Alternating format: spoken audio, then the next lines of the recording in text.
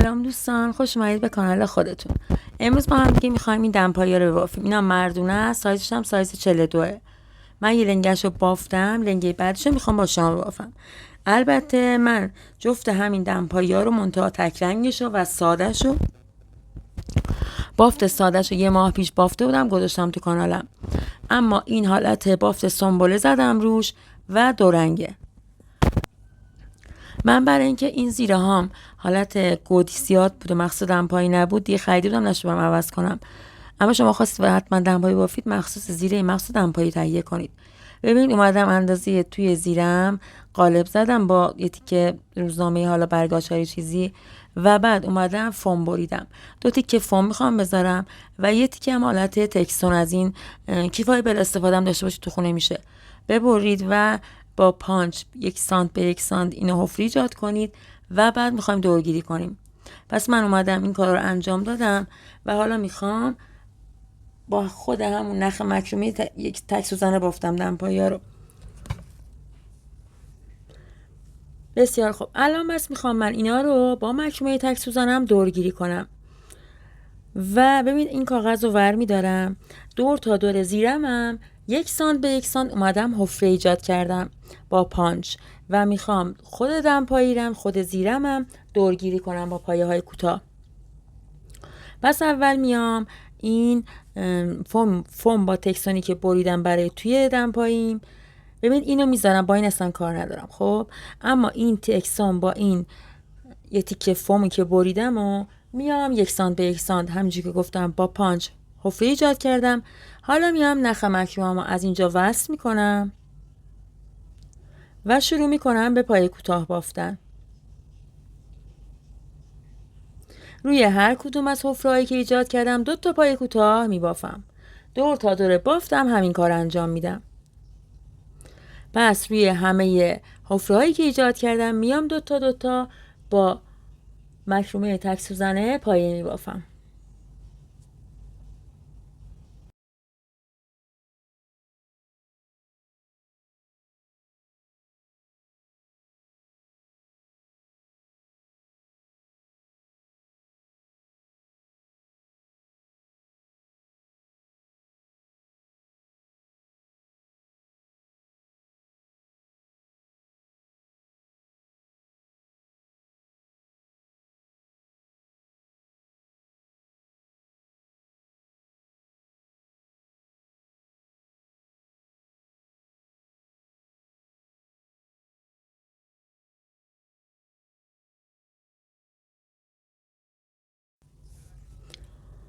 پس میام روی همه حفرهایی که ایجاد کردم 2 تا دور تا دور بافتم و پایه کوتاه میبافم. به این شکل دور تا دور میبافم و برمیگردم. بافتم، تموم شد. الان ببینید من اینجا روی همه پایه هام 2 تا پایه زدم. روی همه حفرهایی که ایجاد کردم 2 تا پایه بافتم. حالا اینجا الان میخوام نخمو ببرم و از خود زیرم هم نخ باید بگیرم، بعد پایه ببافم روی خود زیره دمپایی. نخمو از اینجا بریدم و حالا میخوام نخمو وصل کنم به خود زیره دمپایی. همونطور که گفتم روی اونم حفره‌هایی که ایجاد کردم 1 سانت به 1 سانت فاصله داره. ببینید به این شکل میذارم بعد از اینکه دورگیری اونم کردم و بعد یه رج میبافم و اینا رو وصل میکنم به هم دیگه. حالا بهتون نشون میدم، بذارید این یه رج رو دورگیری زیره رو انجام بدیم.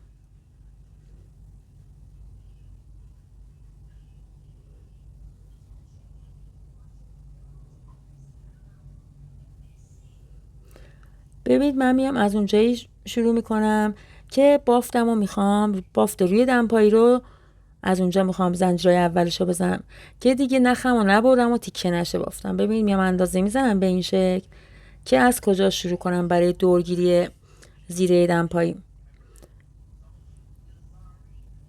اونو از هر جا شروع کرده باشم اینم از همونجا شروع میکنم که بافتم درست سر بیاد و هی نخم تیکه نشه، بعدها زود باز میشه، زود از بین میره.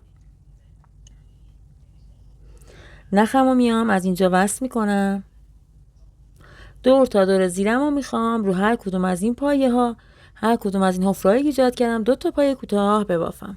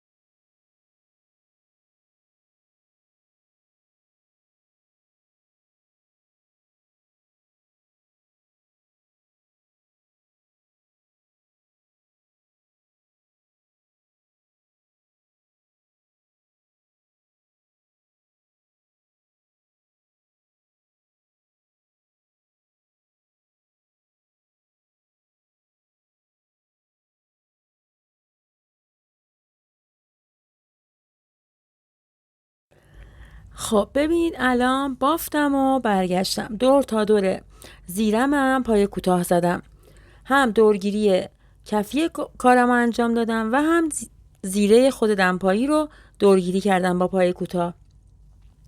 الان میخوام این دوتا رو به هم دیگه وصل کنم با پای کوتاه. یه رجم به این شکل میبافیم، دیگه کارمون با دورگیری تموم میشه. ببین از همینجا میام، از همون جایی که شروع باف کردم کارم همونجا تموم شده دیگه. میام اینجا و این دوتا رو به هم دیگه وصل میکنم. منتها باید طوری بذاریم که درست سراد و کج ماوج نشه این ور اون ور. ببینید یه پایه از این زیره میگیرم، یه پایه از کفی دمپایی به این شکل. میام بس دور تا دور دمپایی رو به این شکل یه رجم با پای کوتاه اینجوری اینا رو وصل میکنم به هم دیگه.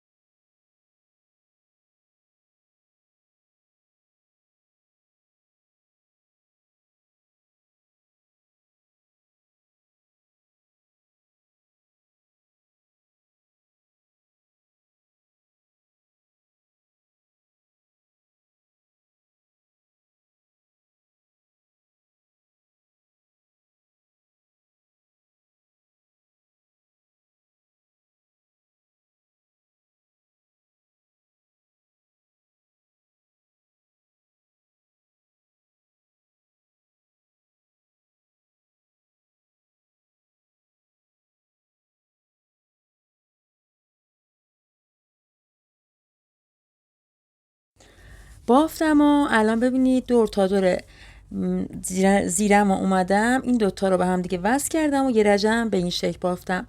الان اینجا کارم تموم شده، با شلال کارم رو وصل کردم. حالا الان اینجا میخوام زنجیره بزنم برای روی دمپایی. اینجا دیگه شما بستگی داره که برای کی میبافید و چه سایزیه و چه اندازه‌ای. باید به پای اون طرفی که دارید میبافید اندازه بزنید. من توی لنگه قبلیم 21 زنجیره زدم، تو اینم باید بس 21 زنجیره بزنم، چون یکی رو 21 بزنم یکی رو 25 تا گشاد میشه، دمپایی لنگه به لنگه میشه. پس سعی کنید شمارشاتون رو برای اینکه یادتون نره یادداشت کنید و اینجوری که الان من مثلا تو اون 21 زدم باید تو اینم 21 بزنم. الان 21 زنجیره زدم و میام با یه دونه پایه کوتاه و یه دونه پایه شلال کارم رو وصل میکنم. از این سمت دقیقا روبروی همون بافتم به دیواره.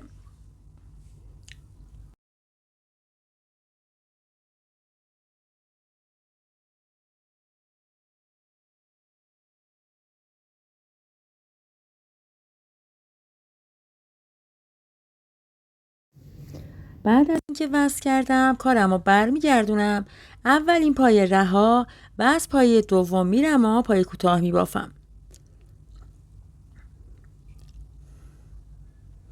ببینید الان من میخوام برم توی زنجیره ها و پایه کوتاه ببافم و نمیخوام از زیر زنجیره ها برم. پس میرم توی زنجیره و پایه کوتاه میبافم.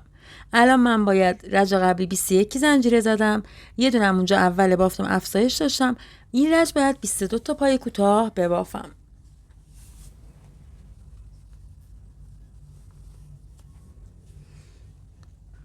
ببینید الان میارم نزدیک که قشنگ متوجه شید چی میکنم. ببینید میرم توی زنجیره و یه نخ میگیرم و یه پای کوتاه میبافم. باز از دوباره میرم توی زنجیره بعدی. ببینید از زیر نمیرم، میرم توی زنجیره، از زیر زنجیره نمیرم. به این شکل بس میام توی هر کدوم از این زنجیره هم یه پای کوتاه میبافم.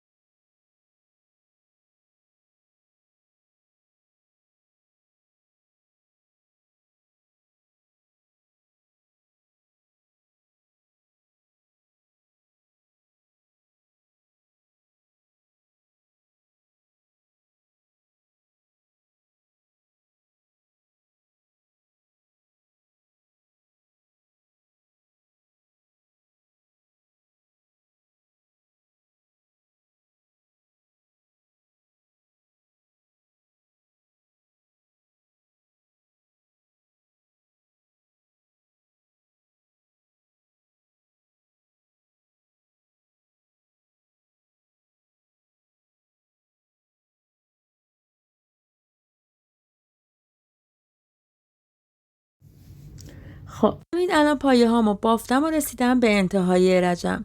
اینجا میام باز با 2 تا پایه شلال کارمو میبندم به دیواره. ببینید به این صورت یه دونه وصل کردم، اینم دومی. من با پایه کوتاه میبافم. شما میتونید با پایه شلال هم ببافید. اگه دید دمپایتون خیلی گشاده با پایه شلال ببافید. اگه دید دمپایتون تنگه توی پاتون نمیره با پایه کوتاه ببافید. ببینید باز پایه اول رها و از پایه دوم میرم تو پایه و یه پایه کوتاه میبافم. پس این رجم دقیقا مثل رج قبلیش فرقی نمیکنه.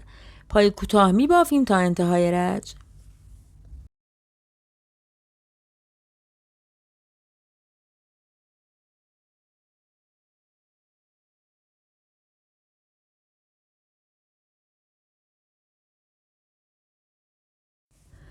خب بذارید بهتون بگم بعد چند رج ببافیم و بعد اون گل سنبولمون رو بندازیم. باید 5 رج ببافیم و بعد اون طرحه با نخ مشکیمون بندازیم. پس من میبافم 5 رج و ساده بافی دیگه رفت و برگشت داریم میبافیم. میبافم و بر میگردم و بعد میگم که این طرحو چجوری انداختم روی دمپاییام. من 5 رجمو بافتم و برگشتم. ببینید اومدم از این سمت با 4 تا پای شلال کارمو وصل کردم به دیواره و حالا میخوام نخ مشکیمو وصل کنم و اون طرحی که روی دمپاییم بافتم و به شما بگم چجوری باید ببافیم. ببینید میام از اینجا نخمو وصل میکنم، نخ مشکی مکروممو.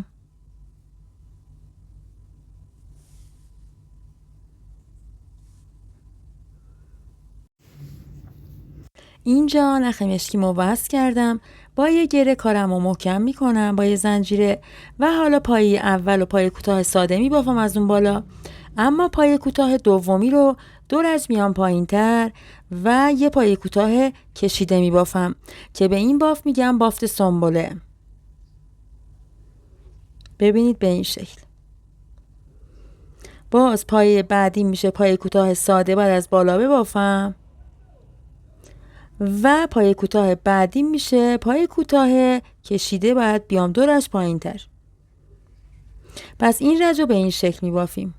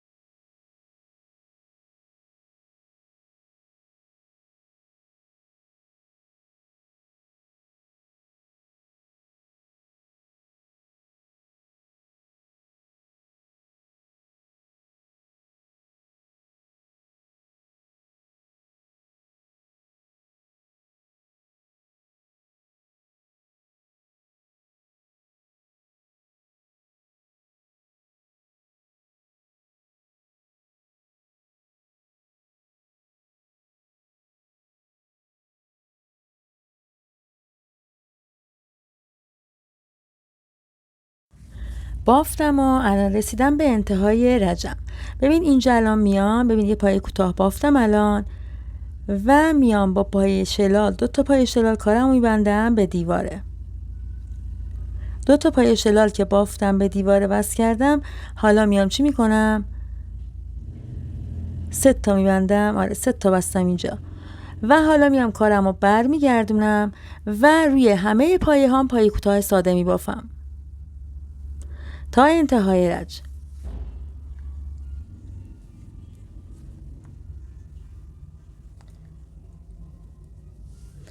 بس رفتمون و اومدیم طرحمون رو انداختیم، برگشتمون رو ساده میبافیم.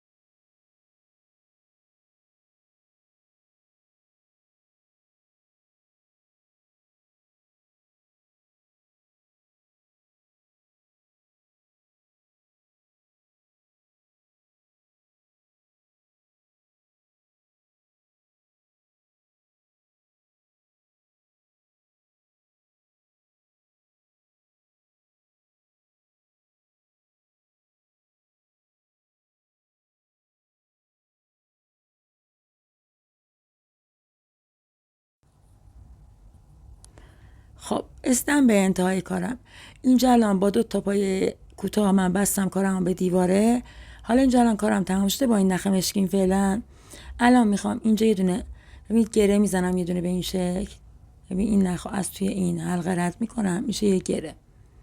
حالا الان ببینید نخمو اینجا میبرم، نخ مشکیمو فعلا دیگه نمیخوام تا چند لحظه بافم و بعد توی بافت بعدی باید استفاده کنم باز نخ مشکیمو.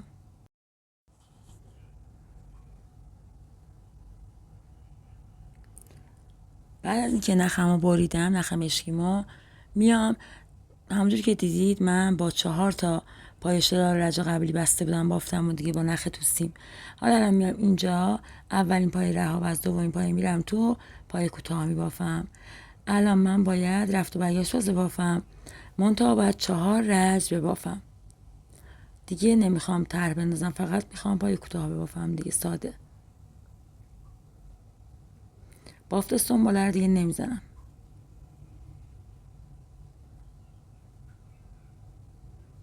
پس میام تک به تک روی پایه هام پای کوتاه میبافم. بذارید بهتون بگم باید دقیقا چند رج ببافیم.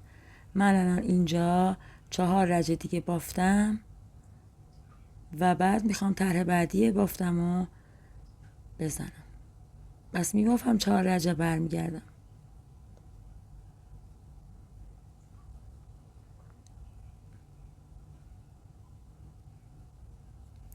بافتم 4 رجم و تموم شد. الان اومدم با 3 تا پای شلال کارم وصل کردم به دیواره، 3 تا پای کوتاه کارم وصل کردم به دیواره و حالا میخوام زنجیره بزنم.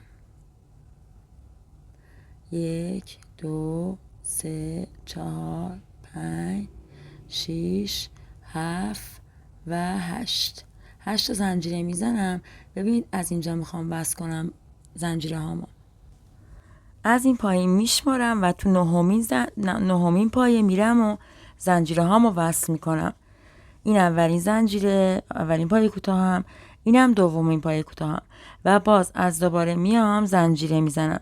میام باز 8 تا زنجیره میزنم. بعد از اینکه 8 تا زنجیرمو زدم میام میشمارم و روی نهمین پایه وصل میکنم از این وسط. بس 8 تا پایه جا میذارم و نهمین پایه وصل میکنم پایه‌مو، زنجیره هامو. یه پایه کوتاه میبافم، دومین پایه کوتاه هم میبافم و باز از دوباره 8 تا زنجیره از این سمت هم میزنم. بعد از 8 تا زنجیره کارمو به دیواره وصل میکنم.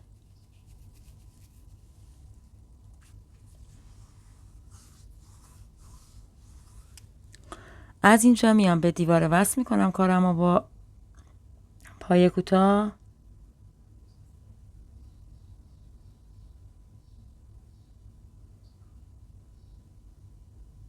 حالا این مارکر رو در میارم و یه دونم از اونجا پای کوتاه میبافم.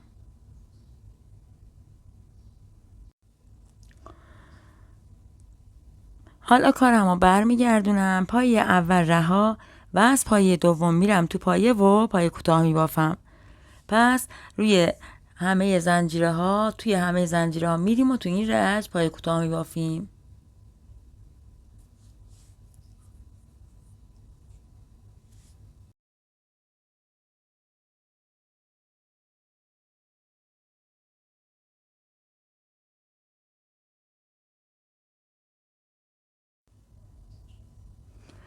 پس میام توی هر کدوم از این زنجیره هایی که زدم یه دونه پای کوتاه میبافم.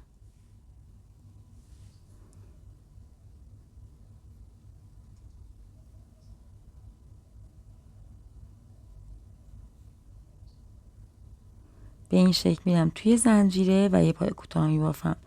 از زیر زنجیره ها نمیرم، میرم توی زنجیره.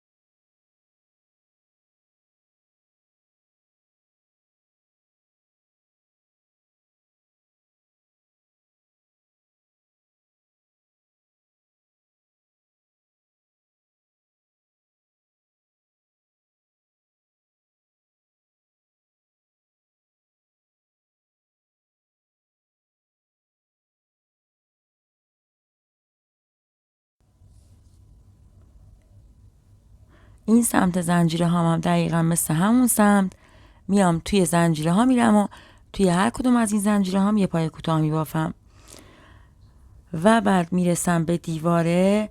از دیوارم میام با 2 تا پای کوتاه کارم رو وصل میکنم به دیواره بافتم.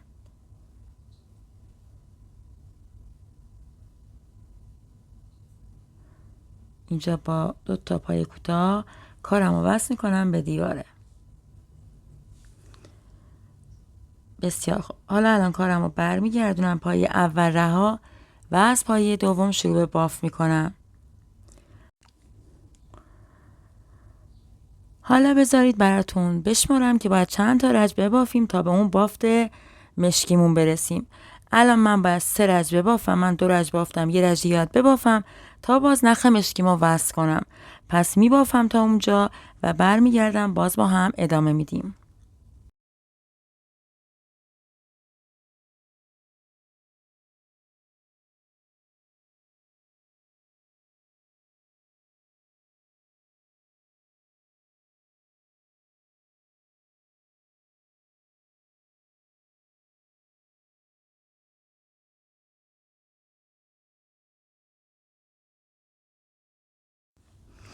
خب ببینید اولی رو پای کوتاه ساده بافتم، دومی پایم رو میام پایین. ببین 3 رج میام پایین و از اینجا میبافم. باز پای بعدی رو میام پای کوتاه ساده میبافم، بعدی شو 3 رج میام پایین و به این شکل این رج رو میبافم تا انتها.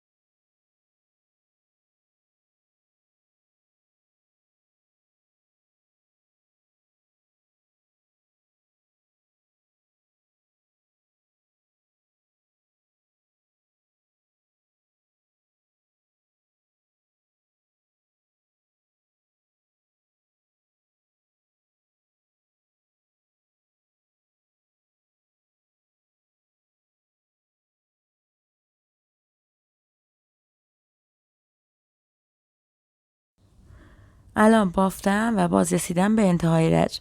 اینجا میام باز از دوباره با 2 تا پایه کارم رو میبندم به دیواره.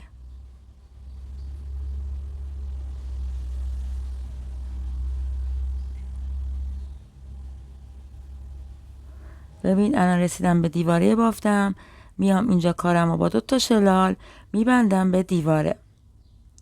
یه دونش اولی رو شلال زدم، دومی رو پایه کوتاه. شما میتونید 2 تا شلال هم بزنید، یا میتونید از 2 تاش هم پایه کوتاه بزنید، بستگی داره که برای پای کسی که میبافید تنگ یا گشاد نباشه. ببینید الان پایه اول رو رها کردم و پایه دوم شروع کردم به بافت. از پایه دوم شروع کردم به بافت، میبافم و تا به این انتها میرسم. خب رج برگشتم و بافتم، نخ مشکیمو بریدم. الان با نخ توسیم میخوام ادامه بدم و الان باید من 4 رج ببافم تا بعد زنجیرهای بعدی رو بزنم و بافت بعدیمو پیاده کنم. پس الان من باید 4 رج با نخ توسیم رفت و برگشت ساده ببافم.